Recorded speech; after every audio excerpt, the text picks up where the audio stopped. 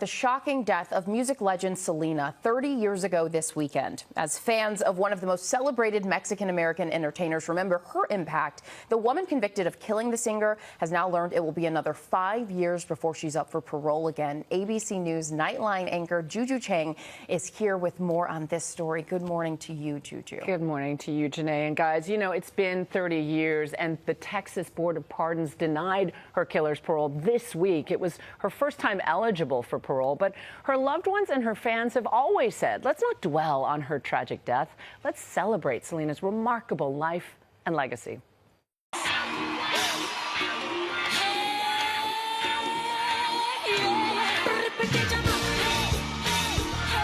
Selena Quintanilla's Bitty Bitty Bum Bum. That purple jumpsuit and smooth dance moves had fans cramming the sold-out Houston rodeo.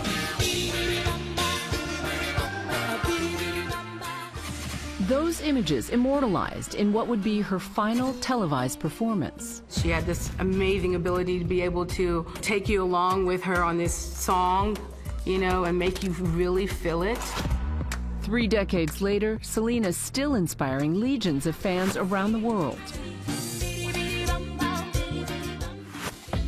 Influencing generations of artists who would follow in her footsteps. Sabrina Carpenter is a fan. Selena Gomez, of course, is a fan. Karol G is a fan. You have Beyonce, who spoke on meeting Selena when she was very young at the mall. But Selena wouldn't live long enough to feel all that adoration. She was gunned down just a month after that Houston performance. We have a woman ran in the lobby, said she's been shot.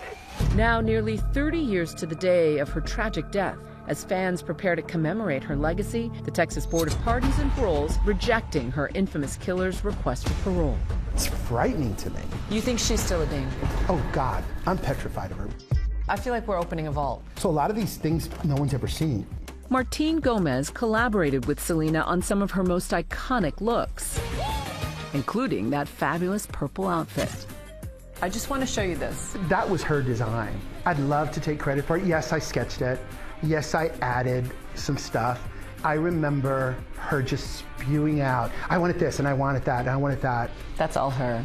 That look, so iconic, Kim Kardashian famously paid homage to it. So did America Ferrera and Demi Lovato, posting for their followers to see on social media. I thought Selena can go toe-to-toe with Madonna. It's a long list of people that have looked at her. And of course, Jennifer Lopez. You know, Jennifer Lopez played her in Selena, the movie. Me siento muy excited. Selena was poised to cross over, starting to record her first English-language songs when the unthinkable happened. What's wrong, man?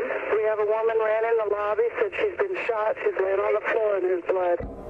It was March 31st, 1995, in Corpus Christi, Texas, at the Days Inn Motel. You don't know anything else about who might have done it or anything like that? It's another lady, that's all I know. We're trying to find out. That lady in question, 34-year-old Yolanda Saldivar. They announced it, that Selena had been shot, and I instantly knew what had happened. When you say I knew instantly... Oh, I knew it was Yolanda. I knew it. I knew it in my soul. Yolanda was found guilty of first-degree murder and sentenced to life in prison with the possibility of parole. Sitting down shortly after the verdict with my colleague Deborah Roberts. They have made me out to be a monster. And I just want to say, I did not kill Selena. It was an accident. And my conscience is clear. This was a simple case of cold-blooded murder. And you realize just how young Selena was when she died. There was so much life in front of her. And of course, you can see more about her life and legacy on Impact by Nightline's latest episode, Selena Beyond the Headlines. And it's streaming on Hulu. But guys, it was so special to talk to Martin. He showed us sketches he'd never shown before. And he said that singing was her job, but fashion was her dream. Wow. And really, all those sketches, you know, and you can tell. So iconic. Absolutely. She was like bedazzling her own bustier. That's what she's known for. And she wanted a kid's line and a shoe line and a this. And I said to him, she was 22 when she's envisioning all this brand. And he said, she really was ahead of her time. Yeah, I can't wait to watch this because, as I've told you before, this rocked the Latino community. So many people were just shocked about this, but so many people also knew Selena, and she was such a rising star. So we can't wait to watch this.